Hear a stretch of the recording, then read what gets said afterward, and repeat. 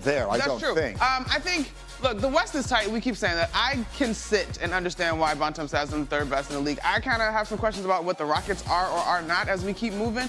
But yeah, in terms of their veteran presence, in terms of what Jimmy Butler has added, the way they have looked since Jimmy Butler, it's tough to argue that. You like them better than LeBron and Luka healthy? I do. The Warriors have a lot more two-way talent than the Lakers. The Lakers have no interior presence. Jackson Hayes, their starting center, not exactly Draymond Green. They also don't have a lot of proven two-way defensive players. J.J. Redick's doing a great job, has them playing extremely hard on defense. But as we know, energy ramps up in the playoffs.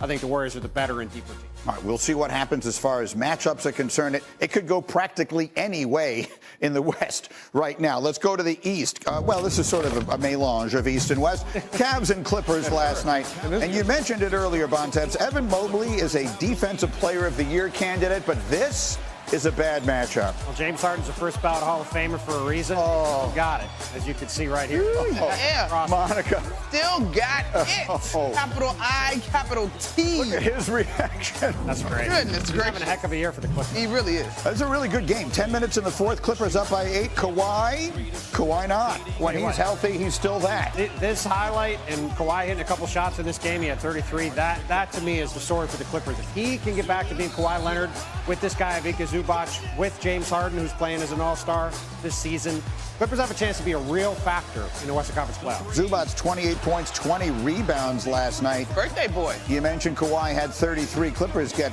a statement win, 132-119. Again, you're right. That's a team we don't talk about that much, but we probably should. And as you see, this is another storyline from this day. That is for the first time since October of 2023.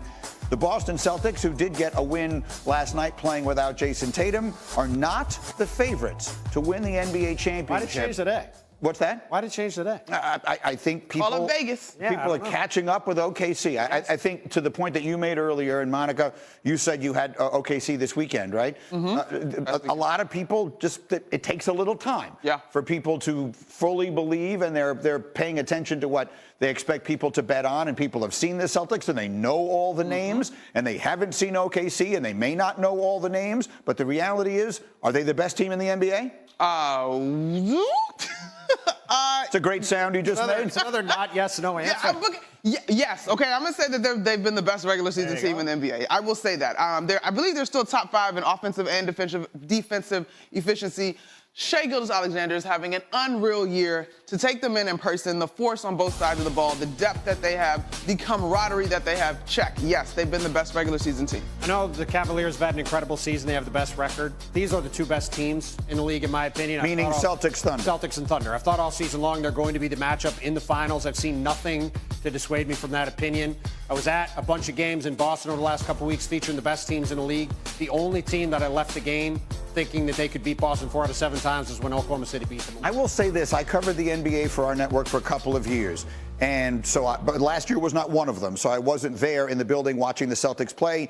And obviously, I think when they have a healthy Kristaps Porzingis, I agree, they're probably unguardable. That said, what I saw was primarily a lot of them losing series I thought they should win. I picked them to win literally every single game through those playoff runs. They lost to a Miami team they absolutely should not have lost to. I thought they should have beaten Golden State the year before in the finals. Are we positive that the Celtics have put all of that behind them by virtue of winning last year's championship? I am positive that they have grown and moved on from that. I am not positive that that means they cannot lose to the Oklahoma City Thunder. Got you. I don't think they put it behind them. I mean, they go constantly back and forth in games, even during that stretch I talked about. They lose games sometimes. They lose leads sometimes. Yes, they have a very high variance team. They shoot a ton of threes. Jason Tatum is not, one of the 2 or 3 best players in the league. I mean, they have some things you can point to and say they're not a typical championship level team, but they are the deepest team in terms of high-end talent. It may be early to get into this conversation, and obviously the topic on the screen is about the Thunder. Are the Celtics going to shoot 53s a game in the playoffs? Yes. No, that's what they're right. So they're absolutely going to do that. Joe Mazzulla, the coach of the Celtics, that's their thing. Believes very much. And honestly, the Thunder are the same way. These are two teams that believe in playing their way and that they're going to live by the variance in the way the game goes. Last year, the Thunder lost to the Dallas Mavericks in the second round. They had the better shot quality in the series. They believed that they should have won, but they didn't hit the shots, and the Mavericks did. So they lost. These two teams both operate in the same manner. They're two incredibly deep and talented teams. I think it'd be an incredible finals. Does that pose any concern to you, Monica, that you're just asking for a couple of off-shooting nights? I mean, those. Yeah, but You got 7 games to win 4. Like, a couple of off shooting nights might elongate a series, but I don't see either of these teams being tripped up on their way to the final. They're also the deepest. Finals for OKC. They're also the deepest two-way teams in the league too. Right. They're right. both equally adept at guarding and going down and scoring at the other end. No other team at the top can do that. They are both top 5 defensive and offensive efficiency. Okay, so Celtics, we buy it one way or the other, but right now, again, for the first time in almost 2 years, 2 full NBA seasons, the Celtics are not the betting favorite to win the championship. As we roll on, he is the ultimate unicorn. Can Travis Hunter do what no one has done in decades in the National Football League? We will answer that question, and I will address the one thing with the Aaron Rodgers news.